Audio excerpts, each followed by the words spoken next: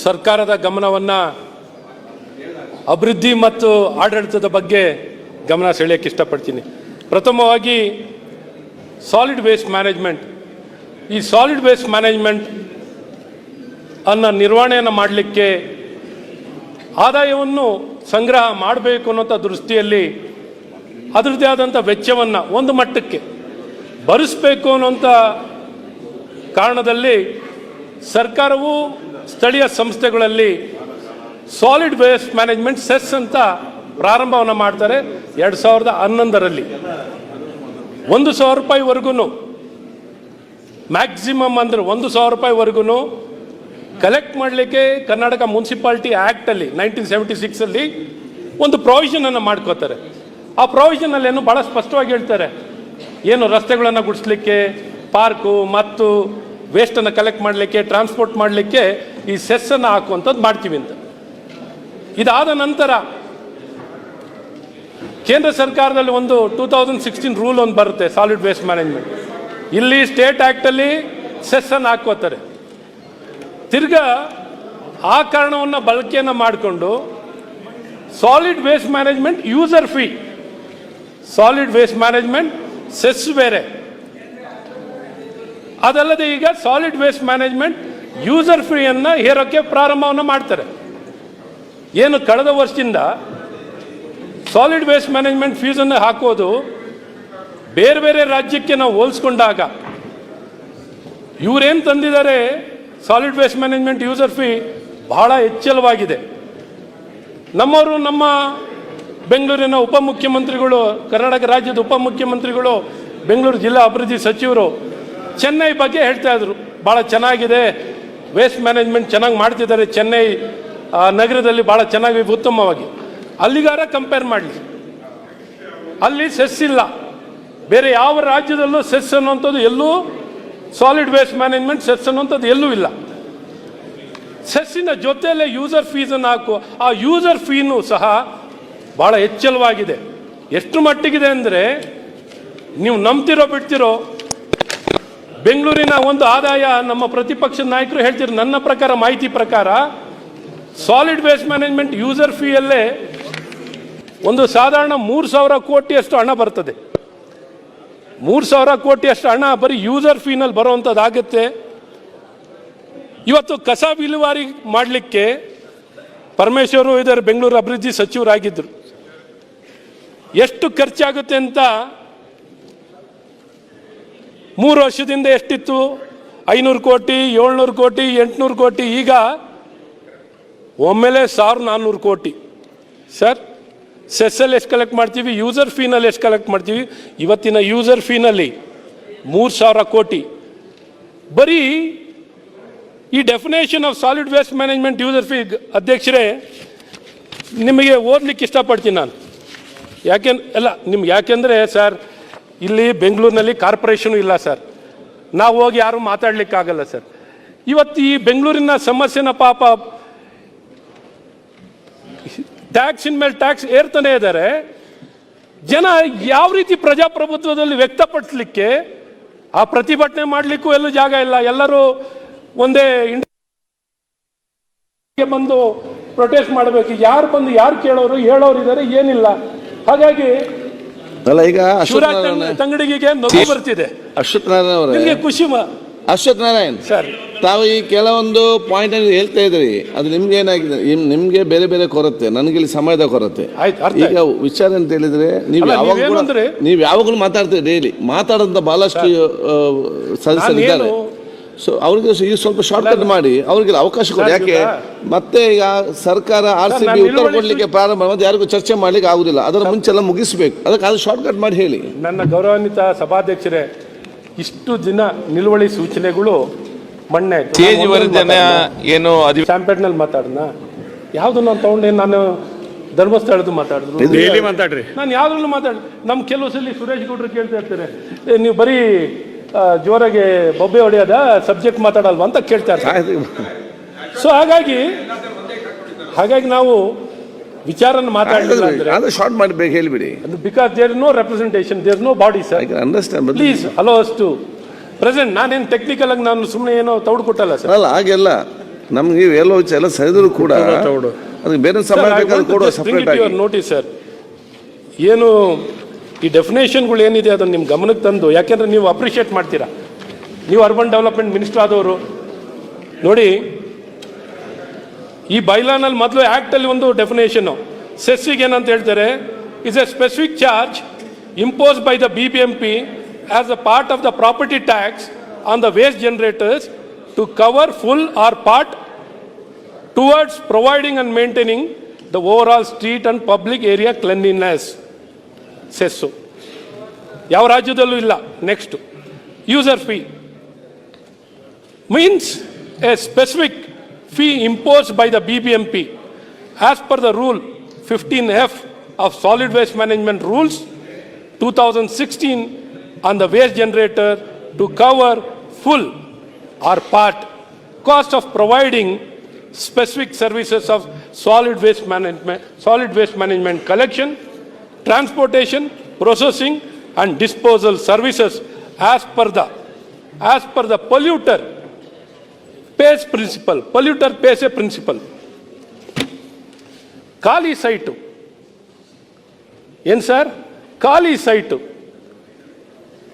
Site ಯಾವ pollution develop ಮಾಡುತ್ತದೆ? ಖಾಲಿ ಸೈಟ್ ಯಾವ ರೀತಿ ವೇಸ್ಟ್ ಡೆವಲಪ್ ಮಾಡುತ್ತೆ ಅಂತ ನಾನು ಕೇಳಬೇಕು. ಇವತ್ತು ಸಾಲಿಡ್ ವೇಸ್ಟ್ ಮ್ಯಾನೇಜ್ಮೆಂಟ್ ಯೂಸರ್ ಫೀನ ಯಾವ ರಾಜ್ಯದಲ್ಲೂ ಹಾಕಿಲ್ಲ ಸರ್. ಖಾಲಿ ಸೈಟ್ಗೂ solid waste management user fee ಹಾಕ್ತಾರೆ ಸರ್. ಆ ಯೂಸರ್ ಫೀ ಎಷ್ಟು ಮಟ್ಟಿಗಿದೆ ಅಂದರೆ ಸರ್, ಪ್ರಾಪರ್ಟಿ ಟ್ಯಾಕ್ಸ್ಗಿಂತ ಡಬಲ್ ಇದೆ ಸರ್. ಯಾವ ನ್ಯಾಯ ಸರ್? ಒಂದು 30-40 ಖಾಲಿ ಸೈಟ್ ಇದ್ರು 6,000 ರೂಪಾಯಿ ಕಟ್ಟಬೇಕು ಸರ್. ಈ ರೀತಿ 60 paise per square foot per year. So ಈ ರೀತಿ ಅನ್ಯಾಯವನ್ನ ಇವತ್ತಿಲ್ಲಿ ಮಾಡ್ತಿರುವಂಥದ್ದಾಗ್ತಿದೆ.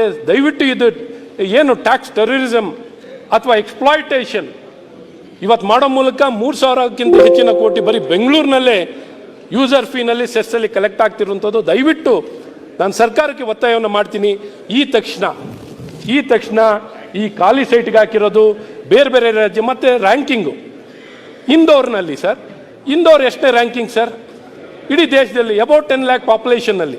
ಅದೇ ಕ್ಯಾಟಗರಿನಲ್ಲಿ ಬೆಂಗಳೂರು ಬರುತ್ತೆ ಸರ್. ಅವ್ರು ಎಷ್ಟಾಗ್ತಾರೆ solid waste management user fee? Cess ಹಾಕ್ತಾರಾ? ಖಾಲಿ ಸೈಟಿಗೆ ಹಾಕ್ತಾರಾ? ಅಥವಾ ಅಹಮದಾಬಾದ್ ಅಥವಾ ಸೂರತ್ ಅವ್ರು ಎಷ್ಟಾಗ್ತಾರೆ? 30 ರೂಪಾಯಿ ಸರ್. ಇಲ್ಲಿ ಲೆಕ್ಕನೇ ಇಲ್ಲ. ಅದು ಪ್ರತಿ ವರ್ಷ 5% ಜಾಸ್ತಿ ಸರ್. 5% every year increment. ಈ ರೀತಿ ಹೇರೋದನ್ನ ಮತ್ತು ರಸ್ತೆಗಳು ಗುಡಿಸುವಂಥದ್ದು 2 ದಿನ 3 ದಿನಕ್ಕೊಮ್ಮೆ ರಸ್ತೆ ಗುಡಿಸುವಂಥದ್ದು ಆಗ್ತಿದೆ. ಸಿಬ್ಬಂದಿಗಳು ಎಲ್ಲ ಕೊರತೆ ಇದೆ. ಎಲ್ಲಿ ನೋಡ್ರು ಕಸ ವಿಲೇವಾರಿನೂ ಆಗ್ತಿಲ್ಲ. ಇಷ್ಟು ಹಣ ಕೊಟ್ಟು ಜನಕ್ಕೆ ಪ್ರಯೋಜನ ಆಗ್ತಿಲ್ಲ ಅಂತ ಈ ಕಸ ವಿಲೇವಾರಿ ಬಗ್ಗೆ ಇಷ್ಟು ಹೇಳ್ತಾ, ನೆಕ್ಸ್ಟ್ ನಾನೇನು ನಿಮ್ಮ ಗಮನಕ್ಕೆ ತರಕ್ಕೆ ಇಷ್ಟಪಡ್ತೀನಿ ಅಂದರೆ, ಈ ಟನ್ನಲ್ ಅಭಿವೃದ್ಧಿ ಮಾಡಲಿ. ನಾವು ಟನ್ನಲ್ ವಿಚಾರಕ್ಕೆ ನಾವು ಅಭಿವೃದ್ಧಿಗೆ ವಿರೋಧಿಗಳಲ್ಲ ಸರ್, ಭಾಳ ಸ್ಪಷ್ಟವಾಗಿ ಹೇಳಕ್ಕೆ ಇಷ್ಟಪಡ್ತೀನಿ. ಇವತ್ತು ಈ ಟನ್ನಲನ್ನು ಮಾಡಿಕೊಟ್ಟಿರೋದಕ್ಕೆ 17 ಕಿಲೋಮೀಟ್ರು ಮತ್ತು ಇನ್ನೊಂದು 25 ಕಿಲೋಮೀಟ್ರು. ಈ 17 ಕಿಲೋಮೀಟ್ರು ಕೇವಲ 2 ವರ್ಷದಿಂದ 3 ವರ್ಷದ ಒಳಗೆ ಪೂರೈಸ್ತೀವಿ. 2 ವರ್ಷದಿಂದ 3 ವರ್ಷದ ಒಳಗಡೆ ಪೂರೈಸ್ತೀವಿ. 17,700 ಕೋಟಿ ಒಳಗೆ ಇಡೀ ದೇಶದಲ್ಲೇ ಮುಂಬೈಗೆ ಹೋಲಿಸ್ಕೊಂಡು ನಾನು ಕಮ್ಮಿ ದರದಲ್ಲಿ ಪರ್ ಕಿಲೋಮೀಟರ್ ಟನ್ನಲನ್ನು ಕಮ್ಮಿ ಕಾಸ್ಟಿಗೆ ಮಾಡ್ತೀವಿ ಅಂತ ಹೇಳ್ತಾ ಇದ್ದಾರೆ. 8 ಟನ್ನಲ್ ಬೋರಿಂಗ್ ಮಿಷನ್ ಅನ್ನು ಇಟ್ಕೊಂಡು. ಒಂದು ಟನ್ನಲ್ ಬೋರಿಂಗ್ ಮಿಷನ್ ಅನ್ನು ಆರ್ಡರ್ ಮಾಡಿದ್ರೆ ಸರ್ ಯಾರಿಗೆ ಟೆಂಡರ್ ಆಗುತ್ತೆ? ಇನ್ನೇನು ಟೆಂಡರ್ ಆಗಿದೆಯಾ ಸರ್? ಟೆಂಡರ್ ಯಾರು? ಬೂಟಲ್ಲಿ ಬಿಲ್ಡ್ ಆಪರೇಟ್ ಟ್ರಾನ್ಸ್ಫರ್ ಯಾರಿಗೆ ಟೆಂಡರ್ ಆಗ್ತಾನೆ ಅವನು ಬಿಲ್ಡ್ ಓನ್ ಟ್ರಾನ್ಸ್ಫರ್. ಒಂದು ಟನ್ನಲ್ ಮಿಷನ್ಗೆ ಆರ್ಡರ್ ಮಾಡಿದ್ರೆ ಸರ್, ಇವತ್ತು ಆರ್ಡರ್ ಮಾಡಿದ್ರೆ ಟನ್ನಲ್ ಬೋರಿಂಗ್ ಮಿಷನ್ ಬರೋದು TBM ಬರೋದು 18 ತಿಂಗಳ ನಂತರ ಸರ್. ಫಾರ್ ಒಂದು ಟನ್ನಲ್ ಬೋರಿಂಗ್ ಮಿಷನ್ ಏನಾರು ತರಬೇಕು ಅಂದರೆ 18 ತಿಂಗಳು ಬೇಕು. ಮತ್ತು ಕಲ್ಲಿಗೆ ಬೇರೆ, ಸಾಫ್ಟ್ ಸಾಯಿಲ್ಗೆ ಬೇರೆ ಬರ್ತದೆ. ಬ್ಲೇಡ್ಗಳು ರಿಪ್ಲೇಸ್ ಮಾಡಬೇಕು, ಚೇಂಜ್ ಮಾಡಬೇಕು. ಅದೇ ಮಿಷನ್ ಹಾಕಿದ್ರು ಸಹ ಬ್ಲೇಡ್ಗಳನ್ನ ಚೇಂಜ್ ಮಾಡ್ತಾ ಇರಬೇಕು. ಸೊ ಇವತ್ತು ಬರೀ ಪ್ಲಾನಿಂಗಿಗೆ ಸರ್, DPR ಮಾಡಲಿಕ್ಕೆ ಒಂದು DPR ಮಾಡಬೇಕು ಅಂದರೆ 2 ವರ್ಷ ಬೇಕು ಸರ್. ಎನ್ವೈರ್ಮೆಂಟಲ್ ಇಂಪ್ಯಾಕ್ಟ್ ಸ್ಟಡಿಯನ್ನು ಮಾಡಲಿಕ್ಕೆ ಆ ಸೌಂಡ್ ಪೊಲ್ಯೂಷನ್ ಎಷ್ಟು, ಸ್ಮೋಕ್ ಪೊಲ್ಯೂಷನ್ ಎಷ್ಟು, ಫೈರ್ ಸೇಫ್ಟಿಯನ್ನು, ಅಂಡರ್ಗ್ರೌಂಡ್ ವಾಟರ್ ಏನೊಂದು ಜಾಲಗಳಿದ್ದಾವೆ ಅದನ್ನು ಹೇಗೆ ಹ್ಯಾಂಡಲ್ ಮಾಡೋದು, ಕೆರೆ ಕಟ್ಟೆಗಳ ಸೋರಿಕೆ ಆದರೆ ಅದನ್ನು ತಡೆಗಟ್ಟೋದು ಹೇಗೆ, ಇದನ್ನು ಅರ್ಥ ಮಾಡ್ಕೊಂಡು ಮಾಡಲಿಕ್ಕೇ 2 ವರ್ಷ ಬೇಕಾಗುತ್ತೆ ಸರ್. ಇದೇನು ಕೂಡಲೇ ಬಹುಮಾನ ಸ್ಕೀಮ್ ಅಲ್ಲ ಸರ್. ಇವತ್ತಾಯ್ತು ಅವ್ರು 3 ವರ್ಷದಲ್ಲಿ ಮಾಡ್ತೀನಿ ಅಂತ ಹೇಳಿದ್ದಾರೆ. ಇನ್ನು ಮುಂದುವರೆದು ನಾನು ಹೇಳೋದಾದ್ರೆ ಸರ್ ಎಳೆಯಲ್ಲ. ಇವತ್ತು 17,000 ಕೋಟಿ ಹೇಳಿದ್ದಾರೆ ಸರ್. ಈ 17,000 ಕೋಟಿಯಲ್ಲಿ ಬೂಟಲ್ಲಿ 60% ಬೂಟ್ ಆಪರೇಟರ್ ಕೊಡೋದು, 40% ಯಾರು ಕೊಡೋದು, ವಯಬಿಲಿಟಿ ಗ್ಯಾಪ್ ಫಂಡು,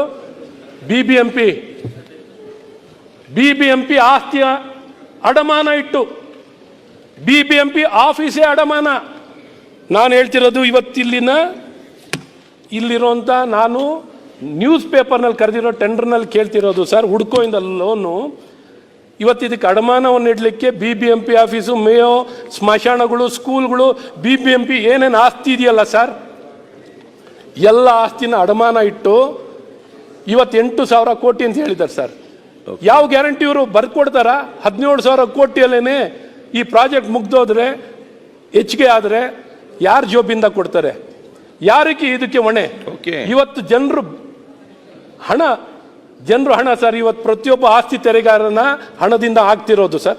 ಇದು ಯಾಕೆಂದ್ರೆ ಸರ್, ಇವತ್ತು ಸರ್ಕಾರ ಇದೆ, ಬಹುಮತ ಸಿಕ್ಕಿದೆ ಅಂತ ನಾವು ಈ ಪ್ರಾಜೆಕ್ಟ್ ಅನ್ನು ಎತ್ಕೊಂಡು ಇವತ್ತು ಮುಂದಕ್ಕೆ ಹೋಗಿ ಜನ ಈ ತಪ್ಪು ನಿರ್ಧಾರಕ್ಕೆ ಇವತ್ತು ನಮ್ಮ ಪ್ರತಿಪಕ್ಷದ, ಯಾಕೆಂದ್ರೆ ಇದು ಬಹಳ ಸೀರಿಯಸ್ ಮ್ಯಾಟರ್ ಇರೋದು ಸರ್. ದಯವಿಟ್ಟು ಹೇಳ್ತೀನಿ, ಬಾಸ್ಟನ್ ಬಿಗ್ ಅಂತ ಕೇಳ್ಕೊಳ್ಳಿ. ನೀವು ಎಷ್ಟೆಷ್ಟು ಸರ್, ನೀವು ಬರೀ ನಾನು ಹೇಳೋದು ಬೇಡ ಸರ್, ನೀವು ಒಂದು ಆರ್ಟಿಫಿಷಿಯಲ್ ಇಂಟೆಲಿಜೆನ್ಸ್ ಒಂದು ಚಾಟ್ GPT ನಲ್ಲಿ ಕೇಳ್ಕೊಂಡ್ರು ನಿಮ್ಗೆ ಹೇಳುತ್ತೆ ಸರ್.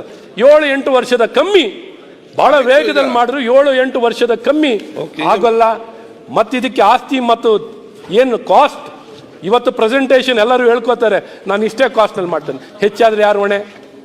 ಈ ಮುಂಚೆನು ಹುಡ್ಕೋ ಲೋನು ಇಂದಿನ ಆಗ ಬಿಟ್ವೀನ್ 1999-2004ನಲ್ಲೂ ಹುಡ್ಕೋಯಿಂದ 1,000 ಕೋಟಿ ಲೋನ್ ತೊಗೊಳ್ತಾರೆ ಸರ್. ಆ 1,000 ಕೋಟಿ ಲೋನ್ ತೊಗೊಂಡಿದ್ದು ಸರ್ಕಾರ ತಗೊಳುತ್ತೆ, ಬಿಬಿಎಂಪಿ ಅಭಿವೃದ್ಧಿಗೆ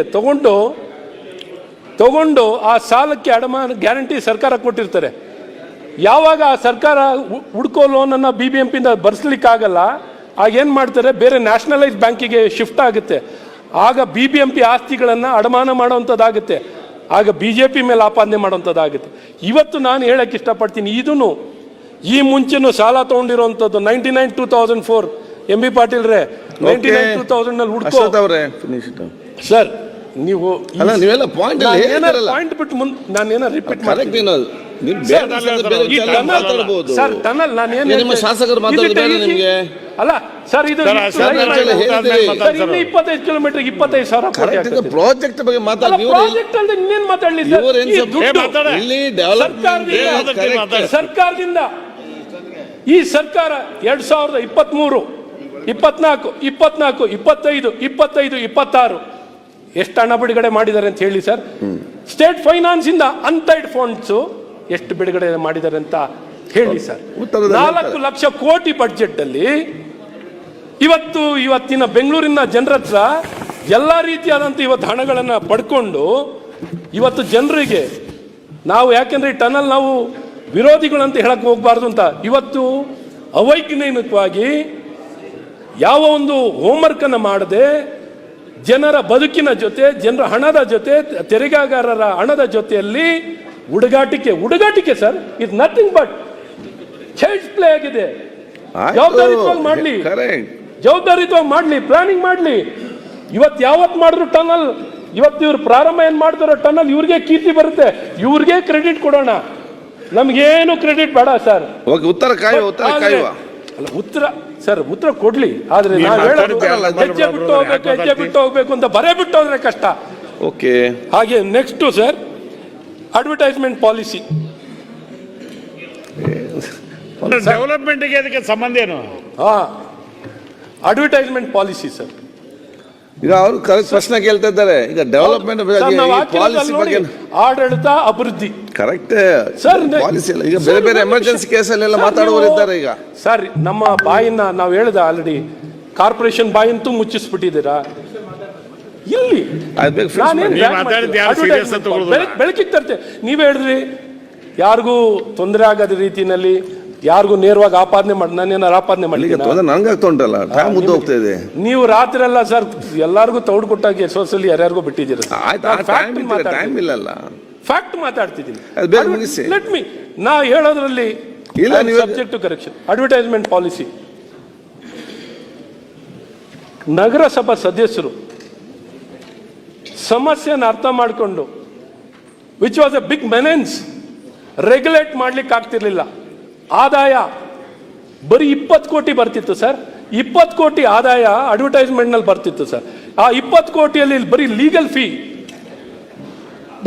ಫೀಗೆ 20 ಕೋಟಿ. ಸನ್ಮಾನ್ಯ ಸಭಾಧ್ಯಕ್ಷರೇ, ನಮ್ಮ ಉಪಮುಖ್ಯಮಂತ್ರಿಗಳು ಹೇಳಿಕೆ ಕೊಡ್ತಾರೆ. ಬಟ್ ಒಂದ್ ತಿಳ್ಕೊಳ್ಳಿ ಸರ್, ಈ ಟನಲ್ ನಲ್ಲಿ ಕಾಸ್ಟ್ ಉಳಿದೆಲ್ಲ ಟನಲ್ಸ್ ಕಂಪೇರ್ ಮಾಡ್ಕೊಂಡು ಮುಖ್ಯಮಂತ್ರಿಗಳು ಒಂದನ್ನ ಈಗಾಗಲೇ ಹೇಳಿದಾರೆ. ಅದನ್ನ ನಿಮ್ದೆಲ್ಲ ಬೇರೆ ಬೇರೆ ರಾಜ್ಯಗಳಲ್ಲಿ ಬೇರೆ ಬೇರೆ ಎಲ್ಲ ಟನಲ್ ಮಾಡಿದಾರಲ್ಲ, ಅದಕ್ಕೆ ಕಂಪೇರ್ ಕಾಸ್ಟ್ ಪರ್ ಕಿಲೋಮೀಟರ್ ಬಹಳ ವ್ಯತ್ಯಾಸ ಇದೆ. ಅವ್ರು ಕೊಡ್ತಾರೆ, ಉತ್ತರ ಕೊಡ್ತಾರೆ ಮುಖ್ಯಮಂತ್ರಿಗಳು.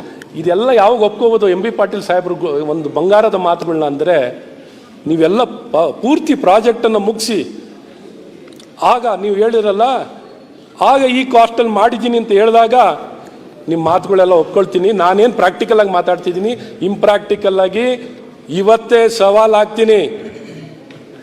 3 ವರ್ಷದಲ್ಲಿ ಈ ಪ್ರಾಜೆಕ್ಟು ಖಂಡಿತ ಮುಗಿಯಲ್ಲ, ಈ ಕಾಸ್ಟಲ್ಲೂ ಮುಗಿಯಲ್ಲ. ಇದ್ರ 2 ಪಟ್ಟು ಮತ್ತೆ ಇದ್ರ 2 ಸಮಯ ಆಗುತ್ತೆ. 3 ವರ್ಷದಲ್ಲಿ ಆಗಲ್ಲ. ಆಯ್ತು. ಅಡ್ವರ್ಟೈಸ್ಮೆಂಟ್ ಬಗ್ಗೆ ಸಭಾಧ್ಯಕ್ಷರು ನಾನು ಏನು ಹೇಳಕ್ ಪ್ರಯತ್ನ ಮಾಡ್ತಿದ್ದೀನಿ ಅಂದ್ರೆ, ನಗರಸಭಾ ಸದಸ್ಯರಿಗೆ ತಿಳುವಳಿಕೆ ಇತ್ತು. ಏನೊಂದು ಪಾಲಿಸಿಯನ್ನು ನೋಡಿದ್ರು ದುರ್ಬಳಕೆ ಆಗ್ತಿತ್ತು. ಜನ ಅದರ ಲಾಭವನ್ನು ಪಡ್ಕೊಂಡು ದುಡ್ಡು ಮಾಡ್ತಿದ್ರು. ಕಾರ್ಪೊರೇಷನ್ಗೆ ಆದಾಯ ಬರ್ತಿರ್ಲಿಲ್ಲ. ಇದು ಸರ್ಕಾರಿ property, BBMP property, private property, ಈ 3 ಪ್ರಾಪರ್ಟಿಯಲ್ಲಿ ಅಡ್ವರ್ಟೈಸ್ಮೆಂಟ್ ಹೋರ್ಡಿಂಗ್ ಹಾಕ್ಲಿಕ್ಕೆ ಅವಕಾಶ ಇತ್ತು ಸರ್. ಸರ್ಕಾರ ಮತ್ತು BBMP ಪ್ರಾಪರ್ಟಿನಲ್ಲಿ ಹಾಕಿದ್ರೆ ಓಕೆ ಸರ್. ಪ್ರೈವೇಟ್ ಪ್ರಾಪರ್ಟಿನಲ್ಲಿ ಹಾಕೋದನ್ನ ರೆಗ್ಯುಲೇಟ್ ಮಾಡೋಕ್ಕಾಗಲ್ಲ ಅಂತಾನೆ 2014ರಲ್ಲಿ 15ರಲ್ಲಿ ಕಾರ್ಪೊರೇಷನ್ ನಿಶ್ಚಯ ಮಾಡ್ತಾರೆ. Advertisement hoarding is been banned in the city of Bengaluru ಅಂತ ಬಹಳ ಸ್ಪಷ್ಟವಾಗಿ ಬೃಹತ್ ಬೆಂಗಳೂರು ಮಹಾನಗರ ಪಾಲಿಕೆಯ ಲಿಮಿಟ್ಸ್ ಅಲ್ಲಿ there is no question of advertisement hoardings ಇಲ್ಲ ಅಂತ ಅನ್ನೋದನ್ನ ಕ್ಲಿಯರ್ ಕಟ್ ಆಗಿ ಬ್ಯಾನ್ ಮಾಡ್ತಾರೆ. ಅದನ್ನ 2018ರಲ್ಲಿ ಸರ್ಕಾರ ಆಜ್ಞೆ ಹೊರಡಿಸುತ್ತೆ, ಆಜ್ಞೆ ಆಗುತ್ತೆ. ಇವತ್ತು ಮತ್ತೊಮ್ಮೆ ಈಗಿರುವಂತ ಬಸ್ ಶೆಲ್ಟರ್ ಎಷ್ಟು ಲೀಗಲ್ ಇದೆ, ಎಷ್ಟು ಇಲ್ಲೀಗಲ್ ಇದೆ ಸರ್ಕಾರ ಹೇಳಿ. BBMPನಲ್ಲಿ ಲೀಗಲಿ ಎಷ್ಟು ಬಸ್ ಶೆಲ್ಟರ್ ಇದೆ, ಎಷ್ಟು ಇಲ್ಲೀಗಲ್ ಇದೆ, ಎಷ್ಟು ಸ್ಕೈ ವಾಕ್ ಲೀಗಲ್ ಇದೆ, ಎಷ್ಟು ಇಲ್ಲೀಗಲ್ ಇದೆ, ಎಷ್ಟು ಅಂಡರ್ ಪಾಸ್ ಅಲ್ಲಿ ನೀವು ನೋಡ್ಬೋದು. ಮೇಕ್ರಿ ಸರ್ಕಲ್ ಇಂದ ಬರ್ತೀರಾ ಸರ್, ಆ ಮೇಕ್ರಿ ಸರ್ಕಲ್ ಅಲ್ಲಿ ತುಂಬಾ ಅಂಡರ್ ಪಾಸ್ಗಳಲ್ಲಿ ಇಲ್ಲೀಗಲ್ ಆಗಿರುವಂತ ಅಡ್ವರ್ಟೈಸ್ಮೆಂಟ್ ಏನಾದ್ರು ತೆಗೆದಾಕ್ಲಿಕ್ಕೆ ಏನೋ ಮಾಡ್ಲಿಕ್ಕೆ ಆಗಿದೆಯಾ? ಒಂದು ಸ್ಟೇ ಕೋರ್ಟಿಗೆ ಹೋಗೋದು, ಒಂದು ಸ್ಟೇ ತರೋದು, ಇಲ್ಲೀಗಲ್ ಆಗಿ ದುಡ್ಡು ಕಟ್ಟದೆ ಏನು ಕಟ್ಟದೆ ಇಲ್ಲೀಗಲ್ ಆಗಿ ಮುಂದುವರಿಯೋದು, ಇಲ್ಲೀಗಲ್. ಇನ್ನು ಪ್ರೈವೇಟ್ ಜಾಗದಲ್ಲಿ ಹೋರ್ಡಿಂಗ್ ಹಾಕ್ಲಿಕ್ಕೆ ಕೊಟ್ರೆ ಇವ್ರು ಹೇಗೆ ರೆಗ್ಯುಲೇಟ್ ಮಾಡ್ತಾರೆ? 200 ಮೀಟರ್, ಮೊದಲು 150 ಮೀಟರ್ಗೆ ಇತ್ತು, ಇವತ್ತು 200 ಮೀಟರ್ಗೆ ಒಂದು ಹೋರ್ಡಿಂಗ್. ಯಾವ ಮನೆಗೆ ಅಂತ ಕೊಡ್ತಾರೆ ಸರ್? ಯಾವ ಬಿಲ್ಡಿಂಗಿಗೆ ಅಂತ ಕೊಡ್ತಾರೆ ಸರ್? ರಾತ್ರಿ ಹೋರ್ಡಿಂಗ್ ಬರುತ್ತೆ, ಒಂದು ಕೋರ್ಟಿಗೆ ಹೋಗ್ತಾನೆ, ಒಂದು ಸ್ಟೇ ತರ್ತಾನೆ. ಅವನಿಗೆ ಹೋರ್ಡಿಂಗ್ ಹಾಕ್ಲಿಕ್ಕೆ ಕೊಡ್ತಿರೋ, ಇವನಿಗೆ ಹೋರ್ಡಿಂಗ್ ಹಾಕ್ಲಿಕ್ಕೆ ಕೊಡ್ತಿರೋ? ಯಾರು ಬೇಕಾದ್ರೂ ಹೋರ್ಡಿಂಗ್ ಹಾಕೋಬಹುದು ಸರ್. ಮತ್ತೆ ನಿಮಗೆ ಗೊತ್ತಿದೆ road safety visual LED screen ಅನ್ನ ಹಾಕೊಂಡ್ರೆ LED ಸ್ಕ್ರೀನ್ ಮೂವ್ ಆಗ್ತಾ ಇರುತ್ತೆ. LED ಸ್ಕ್ರೀನ್ ಮೂವ್ಮೆಂಟ್ ಇದ್ದಾಗ ರೋಡ್ ಸೇಫ್ಟಿ, ರೋಡ್ನೆಲ್ಲ ಸೇಫ್ಟಿ ಕಾಪಾಡ್ಲಿಕ್ಕಾಗುತ್ತೆ. ವಿಜುವಲ್ ಪೊಲ್ಯೂಷನ್ ಏನಿದೆ ಇದನ್ನ ಅರ್ಥ ಮಾಡ್ಕೊಂಡೇನೆ ನಿರ್ಬಂಧನೆ ಹಾಕುವಂಥದ್ದಾಗಿದೆ. ದಯವಿಟ್ಟು ನಾನು ಈ ಅಡ್ವರ್ಟೈಸ್ಮೆಂಟ್ ಪಾಲಿಸಿ ವಿಚಾರದಲ್ಲಿ ಸರ್ಕಾರವನ್ನ ಈ ಮುಂಚೆ ನಿರ್ಬಂಧನೆ ಆಗಿದೆಯೋ ಅದೇ ರೀತಿ ನಿರ್ಬಂಧನೆಯನ್ನು ಮಾಡಲಿಕ್ಕೆ ಮಾಡಿ ಅಂತಲೂ ಒತ್ತಾಯವನ್ನು ಮಾಡ್ತೀನಿ. ಹಾಗೆ ನಮ್ಮ ಬೆಲೆ ಏರಿಕೆ ವಿಚಾರದಲ್ಲಿ ಮಾತಾಡಿದ್ದಾರೆ. ಇವತ್ತು ಬೆಂಗಳೂರು ನಗರದಲ್ಲಿ ನಾನು ಹೇಳಕ್ ಇಷ್ಟಪಡ್ತೀನಿ ಸರ್, ಬಿ ಖಾತಾ ಎ ಖಾತಾ ಹೇಳಿದ್ರಿ. ಖಾತಾ ಇರೋದು ಒಂದೇ. ಎಲ್ಲರೂ ಇದೆಯಾ ಸರ್? ನಿಮ್ಗೆ ಗೊತ್ತಿದ್ರೆ ಹೇಳಿ. ಬಿ ಖಾತಾ ಅಂತ ಯಾವ್ದಾರು ಇದೆಯಾ ಸರ್? ಎ ಖಾತಾ ಅಂತ ಇದೆಯಾ ಸರ್? ಇವತ್ತು ಸರ್ಕಾರನೇ ಬಿ ಖಾತಾ ಕೊಡ್ತೀನಿ, ಎ ಖಾತಾ ಕೊಡ್ತೀನಿ, ಬಿ ಖಾತೆಯಿಂದ ಎ ಖಾತಾ ಮಾಡ್ತೀನಿ ಅಂತ ಎಲ್ಲಿದೆ ಸರ್ ಅದು? ಯಾವ ಆಕ್ಟಲ್ಲೂ ಇಲ್ಲ, ಯಾವ ಆಕ್ಟಲ್ಲೂ ಇಲ್ಲ, ರೆವಿನ್ಯೂ ಆಕ್ಟಲ್ಲೂ ಇಲ್ಲ. ಯಾವ ಆಕ್ಟಲ್ಲಿ ಇದ್ರೆ ಅವ್ರು ತೋರಿಸ್ಬೇಕು ಸರ್. ಈ ಜನರಿಗೇನೆ ಸರ್ಕಾರನೇ ಈ ರೀತಿ ಸುಳ್ಳು ಹೇಳೋದು, ದಾರಿ ತಪ್ಪಿಸುವಂಥ ಕೆಲಸವನ್ನು ಮಾಡಿದ್ರೆ ಕಾನೂನಾತ್ಮಕವಾಗಿ ಎ ಇಂದ ಬಿ ಇಂದ ಎಗೆ ವರ್ಗೀಕರಣ ಮಾಡೋದು ಸರ್. ಈ ರೀತಿ ದಾರಿ ತಪ್ಪಿಸುವಂಥದ್ದು ಸರ್ಕಾರದಿಂದ, ಜನರಿಂದ ಹಣವನ್ನು ಪಡ್ಕೊಳ್ಳಿಕ್ಕೆ, ಜನರಿಗೆ ಮೋಸ ಮಾಡಲಿಕ್ಕೆ ಸರ್ಕಾರನೇ ಮುಂದೆ ನಿಂತಾಗ ಯಾವ ರೀತಿ ನ್ಯಾಯವನ್ನು ಕೊಡ್ಲಿಕ್ಕಾಗತ್ತೆ? ಮತ್ತು ಹೌಸಿಂಗ್ ಸರ್, ಹೌಸಿಂಗ್ ವಿಚಾರದಲ್ಲಿ ಮುಖ್ಯಮಂತ್ರಿ ಗೃಹ ನಿರ್ಮಾಣ ಯೋಜನೆ ಬೆಂಗಳೂರು ನಗರದಲ್ಲಿ ನೀವು ನೋಡಿದ್ದೀರ. ಲೋಕಲ್ ಬಾಡಿ, ಹೌಸಿಂಗ್ ಮತ್ತು ಕೇಂದ್ರ ಮೂರನ್ನು ಸೇರಿಕೊಂಡು ಕನ್ವರ್ಜೆನ್ಸ್ನಲ್ಲಿ ಹೌಸಿಂಗ್ ಮಾಡಬೇಕು. ಹೌಸಿಂಗ್ ಡಿಪಾರ್ಟ್ಮೆಂಟ್ಗೂ BBMPಗೂ ಏನು ಕನೆಕ್ಷನ್ ಇಲ್ಲ, ಲೋಕಲ್ ಬಾಡಿಗೂ ಕನೆಕ್ಷನೇ ಇಲ್ಲ ಸರ್. ಕನ್ವರ್ಜೆನ್ಸ್ ಅನ್ನೋದೇ ಇಲ್ಲ. ಈಗ ನೋಡಿ, 1 ಲಕ್ಷ ಮನೆ ನಿರ್ಮಾಣ ಮಾಡಬೇಕು ಅಂತ ನಿಶ್ಚಯ ಆಗಿದೆ. ಯಾವಾಗ? 2016ರಲ್ಲಿ 2016ರಲ್ಲಿ ನಿಶ್ಚಯ ಆಗಿದೆ ಸರ್. ಇವತ್ತು 2025. ಇವತ್ತಿಗೂ ಒಂದು 10,000 ಮನೆ ನಿರ್ಮಾಣ ಆಗಿರ್ಬೋದು, ಹ್ಯಾಂಡ್ ಓವರು ಒಂದು 2,000 ಮನೆ ಆಗಿರ್ಬೋದು. ಮುಖ್ಯಮಂತ್ರಿಗಳ ಗೃಹ ಯೋಜನೆ. ಇಲ್ಲಿ ಮನೆಗಳು ತಗೊಂಡಿರೋರಿಗೆ ಸರ್, ನ್ಯಾಷನಲೈಸ್ ಬ್ಯಾಂಕಿಂದ ಸಾಲ ಕೊಡ್ಸೋಕ್ಕಾಗ್ತಿಲ್ಲ ನಮ್ಮ ಹೌಸಿಂಗ್ ವಸತಿ ಇಲಾಖೆಯವರು. NBF ಅವ್ರ ಹತ್ರ ಹೋಗಿ ಸಾಲ ಇವತ್ತು 15%, 16%, ಮನ ಬಂದಂತೆ ಯೂಸರ್ ಚಾರ್ಜ್. ಇವತ್ತು ವಸತಿ ಇಲಾಖೆಯ ರಾಜೀವ್ ಗಾಂಧಿ ಹೌಸಿಂಗ್ ಕಾರ್ಪೊರೇಷನ್ ಅವರೇ NBF ಹತ್ರ ಹೋಗಿ ಸಾಲ ತಗೊಳ್ಳಿ. ನ್ಯಾಷನಲೈಸ್ ಬ್ಯಾಂಕಲ್ಲಿ ಈ ಮನೆಗಳು ಸರ್, ದಟ್ ಅಸೆಟ್ ಇವತ್ತು ನಾವು ಕೊಡ್ತಿರೋದು 25 ಲಕ್ಷ ರೂಪಾಯಿವರೆಗೂ ಬೆಲೆ ಇದೆ. ಇವ್ರಿಗೆ ಬೇಕಾಗಿರೋ ಸಾಲ 5 ಲಕ್ಷ ರೂಪಾಯಿ ಸರ್, 5-6 ಲಕ್ಷ ರೂಪಾಯಿ, 6 ಲಕ್ಷ ರೂಪಾಯಿ ಸಾಲ ಬೇಕಾಗಿದೆ. ಇದನ್ನು ಒದಗಿಸ್ಲಿಕ್ಕಾಗದೆ ಜನ ಅರ್ಜಿ ಹಾಕ್ಲಿಕ್ಕೂ 50,000 ರೂಪಾಯಿ ಮಾಡಿದ್ದಾರೆ. 1 ಲಕ್ಷಕ್ಕೆ ಅರ್ಜಿ ಕರೆದಿರು. ಇವತ್ತು ಬೆಂಗಳೂರಿನಲ್ಲಿ ಲಕ್ಷಾಂತರ ಮನೆ ಬೇಕಾಗಿದೆ ಸರ್. ಅರ್ಜಿ ಹಾಕಿರೋರು ಎಷ್ಟು ಗೊತ್ತಾ ಸರ್? ಬರೀ 45,000. ಬರೀ 45,000 ಪೀಪಲ್ ಮುಂದಕ್ಕೆ ಹೋಗಿ ಅರ್ಜಿ ಹಾಕಿರೋದು. ನಿಮ್ಗೆ ಅಂಕಿ ಶಂಕಿ ಕೊಟ್ಟಿದ್ದು ಸರ್. ಅಂದ್ರೆ people are not able to apply. ಇವತ್ತು ನಿಮ್ಮ ಗ್ರಾಮೀಣ ಭಾಗದಲ್ಲಿ ಆಶ್ರಯ ಯೋಜನೆಯಲ್ಲಿ ನೀವು ದುಡ್ಡು ಇಸ್ಕೋತೀರಾ ಸರ್? ನೀವು ಜಾಗ ಕೊಟ್ಟು, ನಿವೇಶನ ಕೊಟ್ಟು ಮನೆ ಕೊಡ್ತೀರಾ? ಇಲ್ಲಿ ನಿವೇಶನ ಬಿಡಿ ಸರ್, ಮನೆ ಕೊಡಿ ಅಂತ ಕೇಳ್ತಾರೆ ಬಡವರು. ಅವ್ರಿಗೆ 50,000 ರೂಪಾಯಿ ಕೊಟ್ಟು ಅರ್ಜಿ ಹಾಕ್ಲಿಕ್ಕೆ 50,000 ಮನೆಗೆ ಅರ್ಜಿ ಹಾಕ್ಲಿಕ್ಕೆ ದುಡ್ಡಿಲ್ಲ ಸರ್. ಸೊ ಇಂಥ ಪರಿಸ್ಥಿತಿಯಲ್ಲಿ ಸರ್ಕಾರ ಇವತ್ತು ವಸತಿ ಇಲಾಖೆ ಆಗಲಿ, ಒಂದು ನಗರ ಆಗಲಿ ಒಟ್ಟಿಗೆ ವರ್ಕ್ ಮಾಡ್ದೇನೆ ಈ ಒಂದು ಸಿಟಿ ಬಡವರು ಬೇವರು ಸುರಿಸಿ, ಬೇವರು ಸುರಿಸ್ತಿರೋಂಥ ಜನಕ್ಕೆ ಒಂದು ಸೂರನ್ನು ಕೊಡ್ಲಿಕ್ಕೆ ಆಗಲ್ಲ ಒಂದು ಸರ್ಕಾರದಲ್ಲಿ. ಅಂದ್ರೆ ಯಾವ ರೀತಿ ಕೆಲಸಗಳು ನಡೆಯುತ್ತೆ ಸರ್? ಇವತ್ತು ಶಿಕ್ಷಣ, ಇವತ್ತು ನಿಮಗೆ ಗೊತ್ತಿದ್ದಾಗೆ ಅಂಕಿಅಂಶಗಳು ಸರ್ಕಾರಿ ಶಾಲೆಗಳಲ್ಲಿ ಇವತ್ತು ಇಂಗ್ಲಿಷ್ ಮೀಡಿಯಂ ಮಾಡಿ ಎಲ್ಲ ಮಾಡಿದ್ರು ಇವತ್ತು 45 ಲಕ್ಷದಿಂದ 40 ಲಕ್ಷಕ್ಕೆ ಸರ್ಕಾರಿ ಶಾಲೆಗಳಲ್ಲಿ ಅಡ್ಮಿಷನ್ ಡ್ರಾಪ್ ಆಗಿದೆ. ತಾವು ನೋಡಿದ್ದೀರಾ. ಊಟ ಕೊಡ್ತೀವಿ, ಬಟ್ಟೆ ಕೊಡ್ತೀವಿ, ಆದ್ರೂ ಗುಣಮಟ್ಟ ಇನ್ನೂ ಕೊಡೋಕ್ಕಾಗಿಲ್ಲ. ನಮ್ಮ ಸನ್ಮಾನ್ಯ ಮುಖ್ಯಮಂತ್ರಿಗಳು ಮೊನ್ನೆ ಒಂದು ಕಟ್ ಅಂಡ್ ರೈಸರ್ ಪ್ರೋಗ್ರಾಮ್ನಲ್ಲಿದ್ದರು ಬೆಂಗಳೂರು ಟೆಕ್ ಸಬ್ಮಿಟ್ನಲ್ಲಿ. ಸನ್ಮಾನ್ಯ ಮುಖ್ಯಮಂತ್ರಿಗಳು ನಿಮ್ಮ ಹೇಳಿಕೆ ನೋಡಿದೆ. 50% ಅಷ್ಟು ಜನ ಆರ್ಟಿಫಿಷಿಯಲ್ ಇಂಟೆಲಿಜೆನ್ಸ್ನಲ್ಲಿ ಸ್ಕಿಲ್ ಇರುವಂಥ ಭಾರತದಲ್ಲಿರುವಂಥ ಆರ್ಟಿಫಿಷಿಯಲ್ ಇಂಟೆಲಿಜೆನ್ಸ್ನಲ್ಲಿ ಸ್ಕಿಲ್ ಇರುವಂಥ ಜನ 50% ನಮ್ಮ ಬೆಂಗಳೂರಿನಲ್ಲಿದ್ದಾರೆ ಅಂತ ಸನ್ಮಾನ್ಯ ಮುಖ್ಯಮಂತ್ರಿಗಳು ಹೇಳಿಕೆ ಕೊಟ್ಟರು. ತಾವು ಕೊಟ್ಟಿರೋಂಥ ಹೇಳಿಕೆ ನಾನು ನಿಮ್ಮ ಗಮನಕ್ಕೆ, ಯಾಕೆಂದರೆ ಯಾವಾಗಲೂ ಸಾಮಾಜಿಕ ನ್ಯಾಯ, ಬಡವರ ಪರವಾಗಿ ನೀವು ಯಾವಾಗಲೂ ಕಾಳಜಿ ವಹಿಸ್ತಾ ಇರ್ತೀರ ಸರ್. ಆದರೆ ಈ ಟರ್ಮ್ನಲ್ಲಿ ನೀವು ಬಂದಾಗಿಂದ ನಾವು ನೋಡ್ತಿರೋದು ಸರ್, ಇದು ಯಾವುದು ಕಾಣ್ತಿಲ್ಲ ಸರ್. ಇವಾಗ ನಾನು ಮುಖ್ಯವಾಗಿ ನಿಮ್ಗೇನು ಹೇಳೋಕ್ಕೆ ಇಷ್ಟಪಡ್ತೀನಿ ಅಂದರೆ, ಬಡವರಿಗಂತೂ ನಮ್ಮ ನಗರದಲ್ಲಿ ಮನೆಗಳೇ ಸಿಗಲ್ಲ ಸರ್. 50,000 ರೂಪಾಯಿಗೆ ನೀವು ನಿಮ್ಮ 2016ರಲ್ಲಿ ಘೋಷಣೆ ಮಾಡಿದ್ರಲ್ಲ ಸರ್, 1 ಲಕ್ಷ ಅರ್ಜಿಗಳು ಕರೆದಿದ್ರಿ ಸರ್. ಇವತ್ತವರೆಗೂ ಬರೀ ಅರ್ಜಿ ಹಾಕಿರೋದು ಬರೀ 45,000 ಸರ್. ಇನ್ನು ಬೇರೆಯವ್ರಿಗೆ 50,000 ಕೊಟ್ಟು ಅರ್ಜಿ ಹಾಕ್ಲಿಕ್ಕೂ ದುಡ್ಡಿಲ್ಲ ಸರ್. 7ನೇದು ಶಿಕ್ಷಣದ ಬಗ್ಗೆ ಹೇಳ್ತಿದ್ದೆ ಸರ್. ಆರ್ಟಿಫಿಷಿಯಲ್ ಇಂಟೆಲಿಜೆನ್ಸ್ನ ಸೊಸೈಟಲ್ ಈಕ್ವಲೈಸರ್ ಅಂತ ಸರ್, ಸಮಾನತೆಯನ್ನು ಕೊಡಲಿಕ್ಕೆ ಗುಣಮಟ್ಟದ ಶಿಕ್ಷಣವನ್ನು ಇವತ್ತು ಕುಗ್ರಾಮದಲ್ಲೂ ಕೊಡಬೇಕು ಅಂದರೆ ಆರ್ಟಿಫಿಷಿಯಲ್ ಇಂಟೆಲಿಜೆನ್ಸ್ನ ತಾವು ಶಿಕ್ಷಣದಲ್ಲಿ ಅಡಾಪ್ಟ್ ಆಗಬೇಕು ಸರ್, ಆರೋಗ್ಯದಲ್ಲಿ ಅಡಾಪ್ಟ್ ಆಗಬೇಕು ಸರ್, ಗವರ್ನೆನ್ಸ್ನಲ್ಲಿ ಅಡಾಪ್ಟ್ ಆಗಬೇಕು ಸರ್. ಆರ್ಟಿಫಿಷಿಯಲ್ ಇಂಟೆಲಿಜೆನ್ಸ್ ಇರೋದು ಬೇರೆ ದೇಶಕ್ಕೆ ಸೇವೆ ಕೊಡಲಿಕ್ಕಲ್ಲ ಸರ್, ಇಲ್ಲಿ ನಮ್ಮಲ್ಲಿ, ನಮ್ಮ ಸಮಾಜದಲ್ಲಿ, ನಮ್ಮ ವ್ಯವಸ್ಥೆಗಳಲ್ಲಿ ಇದಕ್ಕೆ ದುಡ್ಡು ಖರ್ಚಾಗಲ್ಲ ಸರ್. ನೀವು ಇವತ್ತೇನು ದುಡ್ಡು ಖರ್ಚು ಮಾಡ್ತಿದ್ದೀರಲ್ಲ ಸರ್, ದುಡ್ಡು ಖರ್ಚು ಮಾಡ್ತಿರೋದನ್ನು ಕಡಿವಾಣ ಆಗುತ್ತೆ ಸರ್. ಗುಣಮಟ್ಟದ ಸೇವೆಯನ್ನು ಕೊಡಲಿಕ್ಕೆ ಸಾಧ್ಯವಾಗುತ್ತೆ ಅಂತ ನಿಮ್ಮ ಗಮನಕ್ಕೆ ತರಲಿಕ್ಕೆ ಇಷ್ಟಪಡ್ತೀನಿ. This is the greatest revolution ನೀವು ಮಾಡಲಿಕ್ಕಾಗುತ್ತೆ ಸರ್. ನೀವು ಮಾಡಿ, ಸಂಪನ್ಮೂಲ ಇದೆ, ಜನ ಇದ್ದಾರೆ, ಟೆಕ್ನಾಲಜಿ ಇದೆ, ಅಳವಡಿಸ್ಕೊಳ್ಳುವಂಥ ಕೆಲಸಗಳಾದರೆ ತಾನಾಗ್ತಾನೆ ಗುಣಮಟ್ಟದ ಶಿಕ್ಷಣ ಯಾರೂ ಆಯ್ತು ಸರ್. ಪ್ರೈವೇಟ್ ಸ್ಕೂಲಿಗೆ ಯಾರೂ ಹೋಗಲ್ಲ ಸರ್, ಗೌರ್ಮೆಂಟ್ ಸ್ಕೂಲಲ್ಲೇ ಗುಣಮಟ್ಟವನ್ನು ಕೊಡ್ಲಿಕ್ಕಾಗುತ್ತೆ, ಗೌರ್ಮೆಂಟ್ ಕಾಲೇಜ್, ಆರೋಗ್ಯ ಸೇವೆಯಲ್ಲಿ ಗುಣಮಟ್ಟ ಕೊಡ್ಲಿಕ್ಕಾಗುತ್ತೆ, ಆಡಳಿತದಲ್ಲಿ ಗುಣಮಟ್ಟ ಕೊಡ್ಲಿಕ್ಕಾಗುತ್ತೆ.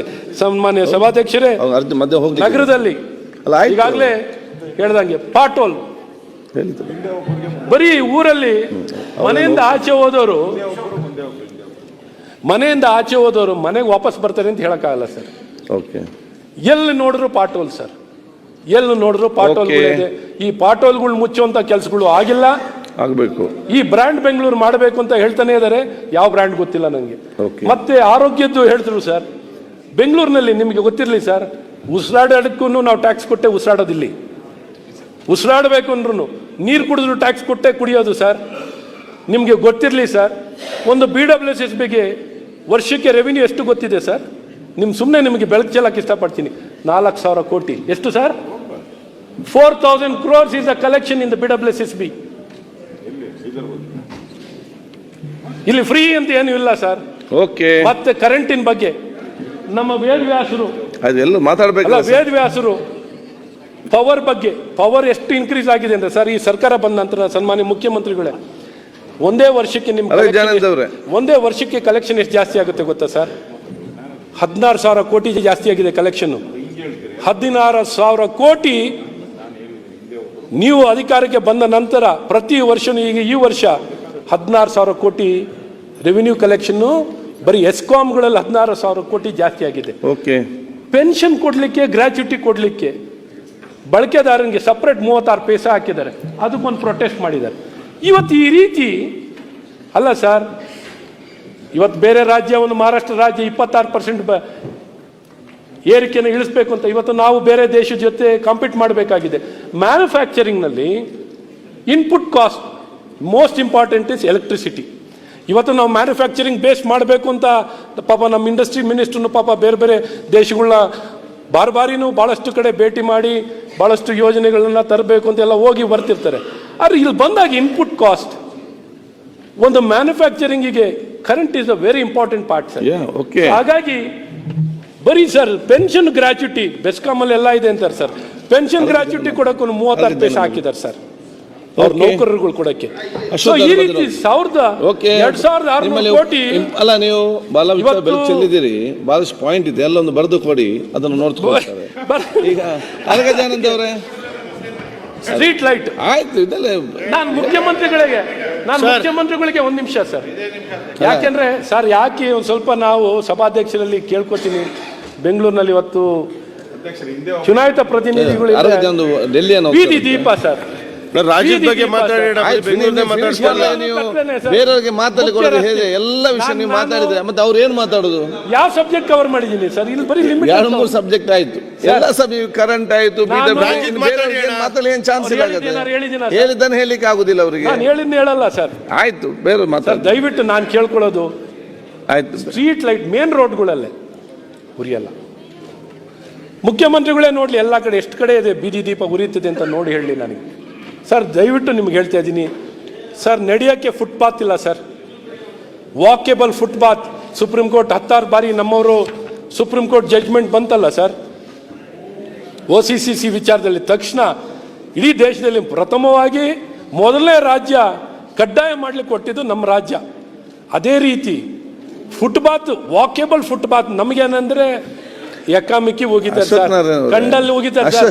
ನಾವು ಅವ್ರು ಏನು ಅನ್ಕೊಂಡ್ಬಿಟ್ಟಾರೆ, ಶಾಸಕರು ಅಂದ್ರೆ ಹೇಳಿದೆಲ್ಲ ಆಗುತ್ತೆ ಅನ್ಕೊಂಡ್ಬಿಟ್ಟಿರ್ತಾರೆ ಸರ್.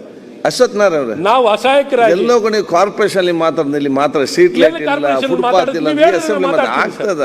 ಸರ್, ನೀವು ಯಾವ ಈಗ ಬೇರೆ ಬೇರೆ ಕಾರ್ಪೊರೇಷನ್ ದೊಡ್ಡ ವಿಚಾರ ನೀವು ಹೇಳಿದಿರಿ. ಈಗ ಪಾಲಿಸಿ ಮಾಡಿ 2-3 ವಿಚಾರ ಎಲ್ಲ ಯಾವ ಕೂಡ ಕಾರ್ಪೊರೇಷನ್ ಈಗ ಮಾತಾಡ್ಲಿಕ್ಕೆ ಟನಲ್ ಹೇಳಿ ಬಗ್ಗೆ ಹೇಳಿದಿರಿ, ನಮ್ಮ ಅಡ್ವರ್ಟೈಸಿಂಗ್ ಪಾಲಿಸಿ ಸರ್, ಹೇಳಿದಿರಿ, ಪ್ರತಿಪಕ್ಷ ಇನ್ನೊಂದು ನಾಯಕ. ಹೇಳಿದಿರಿ. ಸರ್, ನಾನು ಯಾವ ಫುಟ್ಪಾತ್, ಕಾರ್ಪೊರೇಷನ್ ಸ್ಟ್ರೀಟ್ ಲೈಟ್ ಎಲ್ಲ ಮಾತಾಡ್ಬೇಕು ಇಲ್ಲಿ ಹೇಳಿ ಕೂತು ಮಾತ್ರ ಪ್ರತಿಯೊಬ್ಬರಿಗೆ ಪ್ರತಿಯೊಂದು ಯಾವ ನಗರಸಭೆಯಲ್ಲಿ ಕೂಡ ಸಮಸ್ಯೆ ಕಾರ್ಪೊರೇಷನ್ ಇರ್ತದೆ. ಮಾತಾಡಲಿ, ಮುಖ್ಯಮಂತ್ರಿಗಳೇ ಮಾತಾಡಲಿ. ಆಯ್ತು ಸರ್, Your talk. ನಾವ್ ಏನೋ ಸ್ವಲ್ಪ ಸತ್ಯ ಹೇಳ್ರಿ. ನೀವು ಪ್ರಿಸೈಡಿಂಗ್ ಆಫೀಸರ್ ಅದು ಕರೆಕ್ಟ್ ಆಗಿ ಎಲ್ಲರೂ ಸುಧಾರಿಸಬೇಕಲ್ಲ.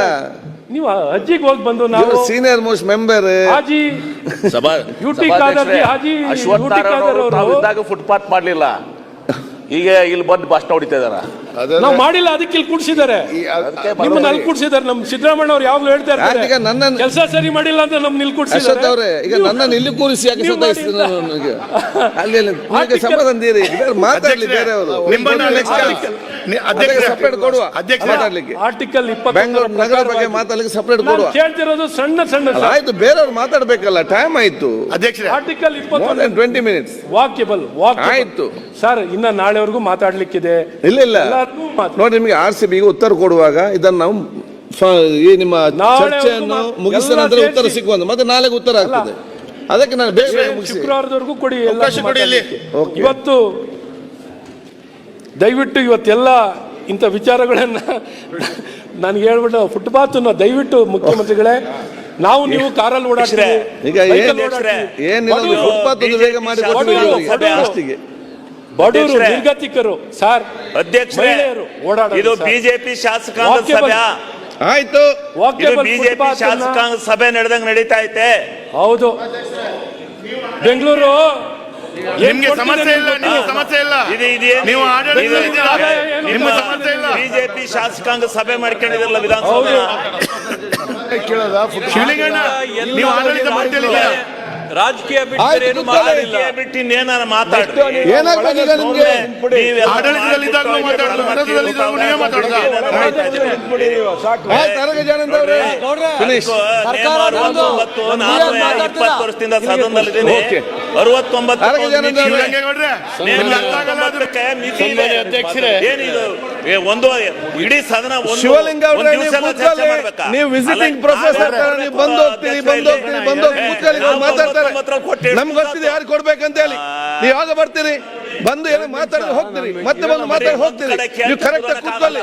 ಅವ್ರು ಆಗೋದಿಂದ ಕೂತ್ಕೊಳ್ತಿದ್ದಾರೆ, ಬೆಳಗಿಂದ ರಾತ್ರಿ 12 ಗಂಟೆ ಕೂತ್ಕೊಳ್ತೀರಿ. ನೀವು ಯಾವಾಗ ಕೂತ್ಕೊಳ್ತೀರಿ? 11 ಗಂಟೆ ಬರ್ತೀರಿ, ಕ್ವಶನ್ ಮಾಡ್ತೀರಿ, ಹೋಗ್ತೀರಿ. ಇನ್ನೊಮ್ಮೆ ಬರ್ತೀರಿ, ಏನೋ ಮಾತಾಡಿ ಹೋಗ್ತೀರಿ. ಅವ್ರು ಕೂತ್ಕೊಂಡವ್ರಿಗೆ ತುಂಬಾ ಜನ ಕೂತ್ಕೊಂಡವ್ರಿಗೆ ಅವ್ರಿಗೆ ಮಾತಾಡಿ ಕೊಡ್ಲಿಕ್ಕೆ ಬೇಕಾಗಿದೆ. ನೀವು ಬೆಳಗಿನ ಸಮಯ ಕೂತ್ಕೊಳ್ಳಿ, ಮತ್ತೆ ಮಾತಾಡಿ. ಆಯ್ತು, ಅರಗ ಜನ ಮಾತಾಡಿ, ಈಗ ಟೈಮ್ ಆಯ್ತು. ಶಿವಲಿಂಗೇಗೌಡ್ರೆ, ಕನ್ಕ್ಲೂಡ್ ಮಾಡ್ತೀನಿ. ನಾನೇನು ಇವತ್ತು ಸರ್ಕಾರದಲ್ಲಿ ಕೇಳ್ಕೊಳ್ಳೋದು ಅಂದ್ರೆ, ಆಗ್ರಹ ಮಾಡುವಂಥದ್ದು, ಅಭಿವೃದ್ಧಿಗೂ ದುಡ್ಡಿಲ್ಲ ನಿಮ್ಮ ಹತ್ರ, ಆಯ್ತು, ಆಡಳಿತದಲ್ಲೂ ಏನಿಲ್ಲ, ಸಂಪೂರ್ಣವಾಗಿ ವಿಫಲರಾಗಿದ್ದೀರಾ. Okay. ಆಡಳಿತಕ್ಕಾರ ಒತ್ತನ್ನು ಕೊಡಿ, ಆಯ್ತು. ವ್ಯವಸ್ಥೆ ಚೆನ್ನಾಗುತ್ತೆ ಅಂತ ನಿಮ್ಮನ್ನ ಒತ್ತಾಯ ಅರಗ ಜಾನಂದ್ ಅವರೇ, ಅಲ್ಲ, ಬೇಗ ಮುಗಿಸ್ಬೇಕು, ಊಟಕ್ಕೆ ಬಿಡ್ತೇನೆ. ಕೇರ ಫುಟ್ಪಾತ್ ಆಗಿದ್ದಾರೆ, ಈಗ ಅದಕ್ಕೆ ಮಾತಾಡ್ತಾ ಇದ್ದಾರೆ. ಅರಗ ಜಾನಂದ್ ಅವರೇ, ನೋಡಿ, ಹೇಳ್ದ ಪಾಯಿಂಟ್ ಬೇಡ, ಬೇರೆ ಕೆಲವು ವಿಚಾರ ಸರ್ಕಾರದಲ್ಲಿ ಮಾತಾಡಿ. ಫುಟ್ಪಾತೆ. ಆದಷ್ಟು ಬೇಗ ಮುಗಿಸಿ. ನೀವು ಡೆಲ್ಲಿಗೆ ಹೋಗ್ಬೇಕಂದ್ರೆ ಕಾರಣ ಬೇಕು, ಇದು 10 ತಕ್ಷಣ ಮತ್ತೆ ಅಧ್ಯಕ್ಷರೇ, ಕ್ಷಣ ಕ್ಷಣದ ಸುದ್ದಿಗಳಿಗಾಗಿ ಫ್ರೀಡಂ ಟಿವಿ ಸಬ್ಸ್ಕ್ರೈಬ್ ಮಾಡಿ, ಲೈಕ್ ಮಾಡಿ ಹಾಗೂ ಫಾಲೋ ಮಾಡಿ. ಹೊಸ ಸುದ್ದಿಗಳ ನೋಟಿಫಿಕೇಶನ್ಗಾಗಿ ಬೆಲ್ ಐಕಾನ್ ಮೇಲೆ ಕ್ಲಿಕ್ ಮಾಡಿ.